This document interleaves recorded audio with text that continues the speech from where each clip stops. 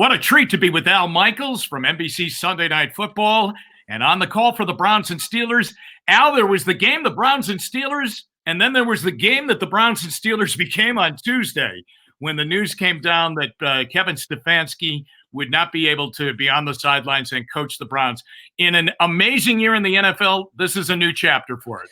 Yeah, I mean, every week, Jim, we've got crazy stuff going on, obviously, with the Browns and the whole COVID issue around the league, and certain teams in particular. Obviously, Cleveland would be in that mix. It's been the most unusual. Hopefully, this is a one-off. Hopefully, next year we're back to some sense of normalcy. But this just adds another twist, another element of mystery to a game on Sunday night. But it's great to be able to be a part of the Browns getting back into the playoffs for the first time in 18 years. I got a lot of buddies who are big Browns fans, and I can feel it. I mean, they are just over the top. Yeah, I have to tell you, it was there were 12,000 in the stadium on Sunday when they, hung on and won, and they win and they're in, and it felt like 120,000. It really did. It was a great moment. I have said to people when they've said, when do you know the Browns will be back? And I will say, one of the indicators will be when they're on Sunday Night Football.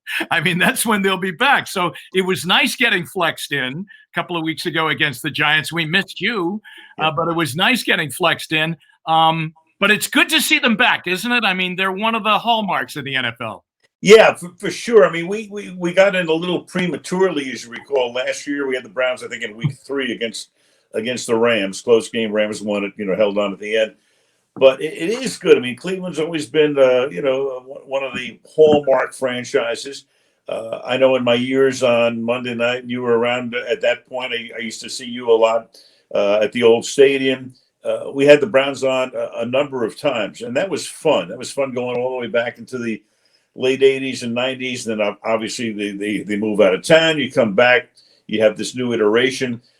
But I really like the way it looks right now. I mean, I just feel, and we all know who follow football, it really kind of starts with that quarterback-coach combination. Mm-hmm. And the Browns obviously have had a real rough time matching up the head coach and the quarterback and guys coming in, coming out.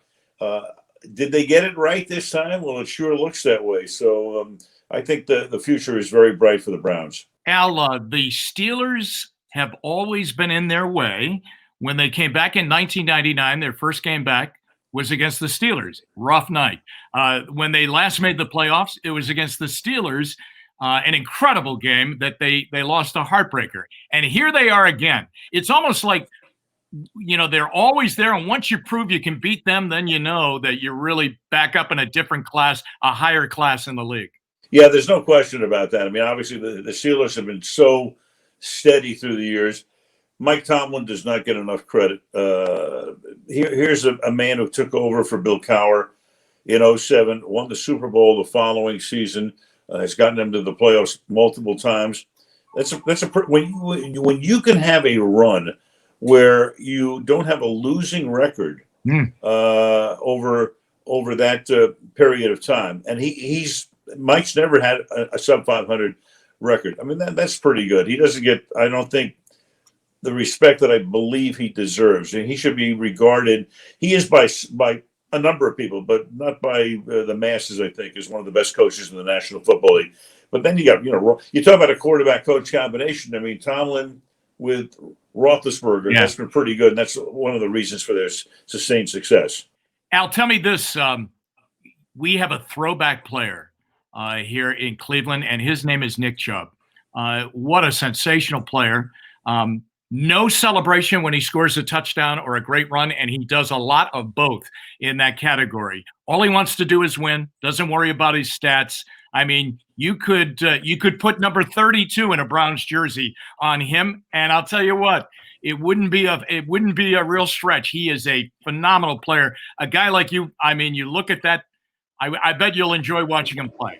Oh, there's very little doubt about that. I'm not sure you want to put 32 on him, though. I mean, 32, that stands alone. Maybe we'll put 32 and a half or 33 on him. Yeah, he's a throwback in that regard.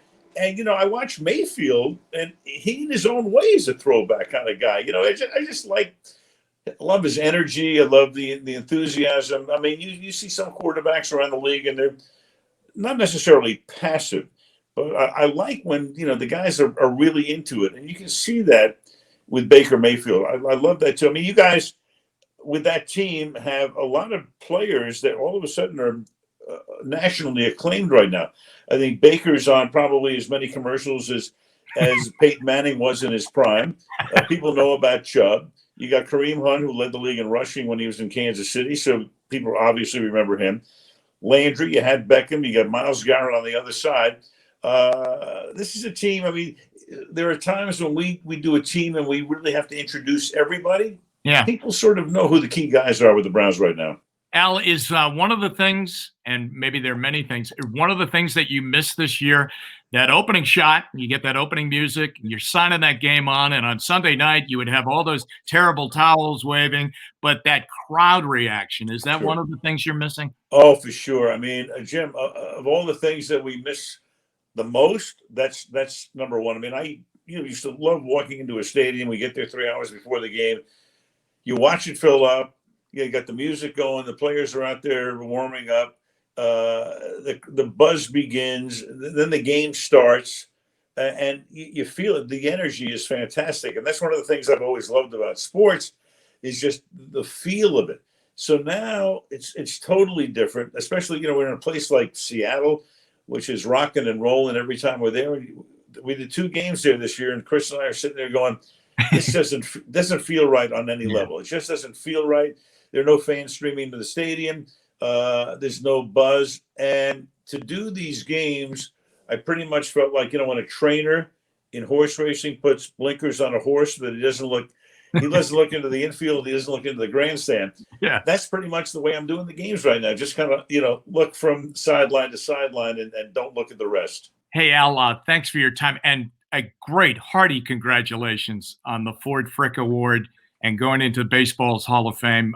Really happy for you. Well, thank you so much, Jim. And it was a very pleasant surprise for me because I did a ton of baseball through the years. I hadn't done a game in 25 years, so it was very exciting for me to get that award. And I think I probably can attribute it to the fact, and you might recall, I am the only person to ever call a Dwayne Kuiper home run on national television. As we all know, and people who followed, the Indians for years know that Dwayne Kuiper hit 1 home run in whatever it was, 3,000 plate appearances. It was on a Monday night game in 1977, and I called it along with Steve Stone. He hit it off Steve Stone.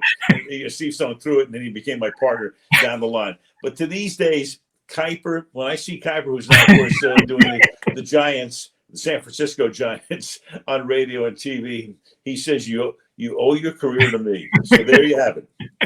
It's a civic holiday still in Cleveland. It really is. Hey, Al, thank you very, very much. Okay, Jim, take care, man.